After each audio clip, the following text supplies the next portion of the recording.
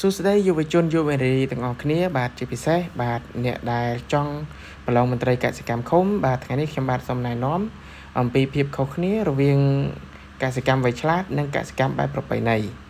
បាទមុននឹងចូលដល់សំណួរចម្លើយសូមជួយចុច like Subscribe ដល់ Channel ខ្ញុំបាទម្នាក់មួយផងបាទកសិកម្មវៃឆ្លាតជាមួយនឹងកសិកម្មបែបប្រពៃណីបាទអញ្ចឹងតើកសិកម្មវៃឆ្លាតនិងកសិកម្មបែបប្រពៃណីមានភាពខុសគ្នាដូចម្តេចខ្លះបាទយើងចូលទៅកាន់សំណួរចម្លើយទាំងអស់គ្នាបាទប៉ុន្តែមុននឹងដល់សំណួរនិងចម្លើយបាទសូមឲ្យអ្នកដែលចូលមកថ្មីបាទសូមជួយចុច like Subscribe ឲ្យខ្ញុំបាទម្នាក់មួយផងបាទដូច្នេះភាពខុសគ្នានៃបាទកសិកម្មវៃឆ្លាតនិងកសិកម្មបែបប្រពៃណីបាទនៅក្នុងនោះកសិកម្មវៃឆ្លាតគឺជាកសិកម្ម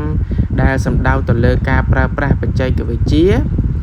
បាទដើម្បីលើកកម្ពស់ប្រសិទ្ធភាពនិងផលិតភាពនៃប្រតិបត្តិការនៅក្នុងកសិកម្មមួយវិញទៀតពឹងផ្អែកទៅលើបច្ចេកវិទ្យាដើម្បីជួយក្នុងការសម្រេចចិត្តការរៀបចំប្រព័ន្ធធារាសាស្ត្រការត្រួតពិនិត្យបាទដំណាំនិងការវិភាគដីហើយអាចប្រើប្រាស់ដើម្បីកែលម្អទិន្នផលនិងការពារបរិស្ថានមួយទៀតអត្រាផលិតកម្មខ្ពស់និងដំណាំមានគុណភាពបាទថ្លៃដើមនៅក្នុងការផលិតខ្ពស់ដោយសារការវិនិយោគលើបច្ចេកវិទ្យាបាទចុងក្រោយផលប៉ះពាល់តិចជាងដល់បរិស្ថាន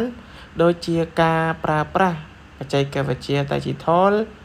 ដើម្បីកំណត់ពីបរិមាណជីត្រឹមត្រូវអាចជួយកាត់បន្ថយធាតុគីមី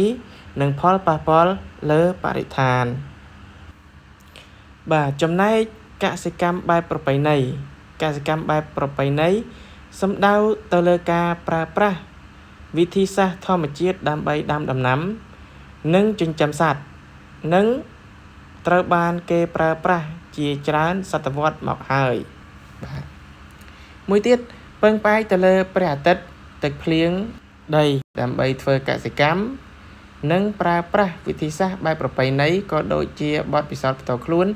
ដើម្បីធានាថាដំណាំមានគុណភាពបាទមួយទៀតអត្រាផលិតកម្មទាបនិងដំណាំមានគុណភាពទាបបាទទាបជាងប្រព័ន្ធវៃឆ្លាតបាទមួយទៀតថ្លៃដើមនៅក្នុងការផលិតទាបជាងបាទពីព្រោះសាមញ្ញយើងអត់ចំណាយច្រើនបាទជាចុងក្រោយមានផលប៉ះពាល់ខ្លាំងដល់បរិស្ថានដូចជាការប្រើប្រាស់សារធាតុគីមីហួសកម្រិតជាដើមក៏អាចធ្វើឲ្យប៉ះពាល់ដល់គុណភាពដីដែរបាទនេះគឺជាការប្រៀបធៀបភាពខុសគ្នារវាងកសិកម្មវៃឆ្លាតនិងកសិកម្មបែបប្រពៃណីខ្ញុំបាទសង្ឃឹមថាការចែកជូននេះអាចជួយជាកម្រិតស្មារតីដល់បងប្អូននៅក្នុងការប្រឡងមន្ត្រីកសិកម្មយើងខាងមុខនេះបាទប្រសិនបើលោកលោកស្រីបងប្អូនយុវជនយុវតីបាទយល់ថាបាទវីដេអូចែករំលែករបស់ខ្ញុំនេះមានសារៈសំខាន់ដល់ការប្រឡងរបស់បងប្អូនសូមជួយ like Subscribe Channel របស់ខ្ញុំម្នាក់មួយផងបាទសូមអរគុណសូមជម្រាបលាជួបគ្នានៅវីដេអូក្រោយ